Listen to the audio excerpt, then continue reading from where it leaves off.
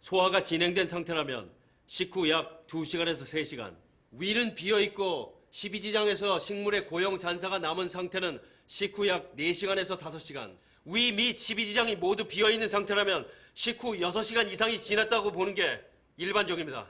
주선우는 사망하기 직전 6시 반에 호텔 레스토랑에서 마지막으로 스테이크를 먹었다는 기록이 확인됐고 부검했을 당시 전혀 소화가 되지 않은 상태였습니다. 식사를 했던 6시 반 이후 30분 안에 사망한 걸로 보는 것이 타당합니다. 주선의 위장 내용물은 약동물과로 넘어갔죠? 홍석조 선생. 네, 윤지훈 선생 말씀처럼 레스토랑에서 식사한 스테이크가 거의 소화되지 않은 상태로 가득 차 있었습니다. 식사 바로 후의 상태로 확인됐습니다. 위장 내용물로 정확한 사망 시간을 추정할 수는 없습니다. 주선우의 경우 검찰 조사를 받으면서 엄청난 스트레스를 받았습니다. 사람의 소화 기관은 매우 민감해서 스트레스 여하에 따라 소화 속도가 틀려질 수 있습니다. 그런 예는 예전에도 많이 발견됐습니다. 그건 저도 동의합니다. 1959년 스티븐 트러스코에게 강간 살해된 린 하퍼의 경우가 그런 경우입니다. 누군가에게 납치당할 때와 같은 무서움, 공포, 부상 혹은 극심한 스트레스를 받게 되면 소화 속도가 현격히 떨어질 수 있는 가능성이 있습니다. 주선우의 경우를 리나퍼의 경우와 비교하는 건 타당하지 않습니다. 리나퍼는 강간범에게 납치된 극도의 공포 상태 아래 있었지만 주선우의 경우를 생각해 볼 땐 그 정도의 스트레스를 받았다고 생각되진 않습니다. 또한 주선우의 부검 사진을 확인했을 때 주선우의 위장 기관은 아무 이상이 없는 건강한 상태였습니다. 그런 건강한 상태에서 소화가 전혀 되지 않았다는 건 식사 직후에 사망했다고 추정해도 이상하지 않습니다. 하지만 위장 내용물로 사망 시간을 추정하는 건 아직도 믿을만 하지 못하다는 게 정설입니다.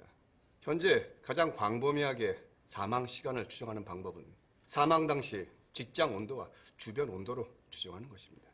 주선우는 모리치 공식, 헨스게 도표로 추정을 해봤을 때 사망 시간은 오후 7시간이라 오후 11시로 추정됩니다. 3시간 정도 오차가 날 수 있다고 치더라도 오후 7시는 오차 범위 안에 들지 못합니다.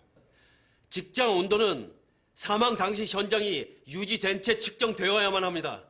실내인지 실외인지 바람이 불었는지 아닌지 건조한지 아닌지가 중요하게 작용하기 때문입니다.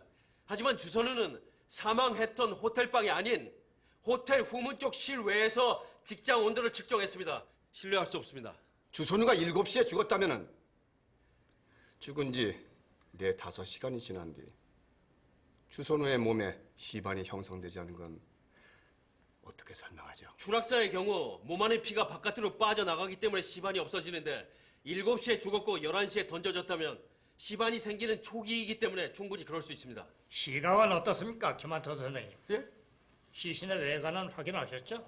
아, 예. 그러니까 뭐냐면 저는 원장님 말씀도 맞는 것 같고 보통 시강은 턱관절부터 시작되는 게 일반적인데 주선우는 추락 당시 턱관절이 심하게 훼손된 상태라 알아볼 수 없었습니다.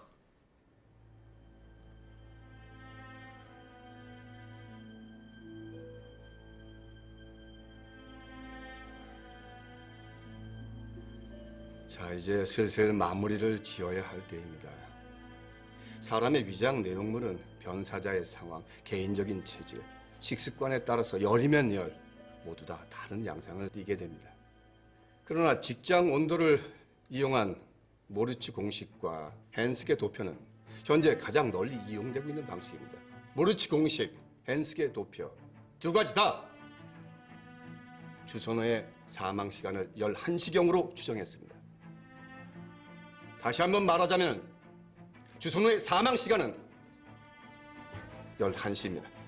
모리츠의 공식, 헨스게의 도표 모두 공신력 있는 방식이라는 거 인정합니다. 하지만 그 방식은 사망 당시 측정한 직장 온도와 사망 당시의 주변 온도를 대입해야 정확한 사망 추정 시간이 나옵니다. 하지만 주선우의 경우는 그렇지 못했습니다. 주선우의 마지막 식사는 스테이크와 양송이 스프였습니다. 소화가 안 되는 고기는 그렇다 치더라도 소화에 용이한 스프조차도 12지장으로 넘어가지 않은 상태였습니다. 주선우는 식사 직후